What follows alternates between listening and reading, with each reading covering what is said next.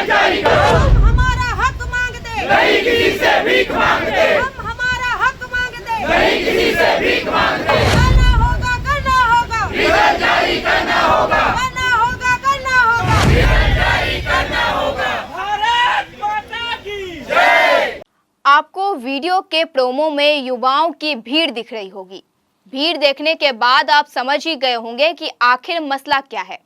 असल में ये पूरा मामला एसआई भर्ती के अभ्यर्थियों से जुड़ा है। बीते 6 सालों से एसआई भर्ती प्रक्रिया अभी भी अधर में लटका हुआ है। पूरा मसला क्या है, देखिए हमारी खास रिपोर्ट। बीते 6 सालों से एसआई भर्ती के अभ्यर्थियों का परिणाम लंबित है। महज इंटरव्यू का रिजल्ट आना है और 975 अभ्यर्थियों के शरीर पर खाकी वर्दी और कंधे पर स्टार लग जाएगा। लेकिन सरकारों की उदासीनता कहे या फिर भर्ती प्रक्रिया को लेकर लाचार रवैया, छात्रों का हाल दिन ब दिन बद से बदतर होते जा रहा। जब सब्र का बांध टूटेगा तो युवाओं में आक्रोश आना स्वाभाविक है।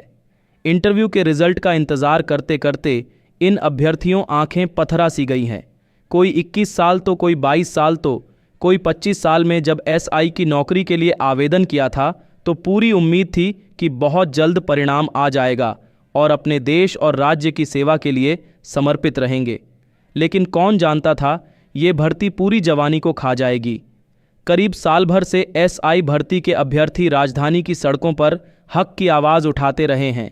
सरकार से आश्वासन मिलता, फिर भर्ती को ठंडे बस्ते में डाल दिया जाता है। कभी कैंडल मार्च तो कभी मंत्री आवास जाके अपने हक की मांग लगातार उठाते रहते हैं। जब सरकार से कोई ठोस आश्वासन नहीं मिला तो एसआई भर्ती के अभ्यर्थी तूता पहुंचने के लिए मजबूर हो गए। तूता को धरना स्थल के रूप में जानते हैं, जहां सरकार से हक की मांग के लिए आवाज़ बुलंद किया जाता है।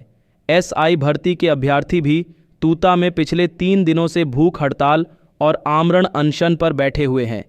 इसी क्रम में आज मरीन ड्राइव रायपुर में सीजीएसआई अभ्यर्थियों द्वारा अपने रिजल्ट निकालने हेतु सामूहिक मुंडन कराया गया।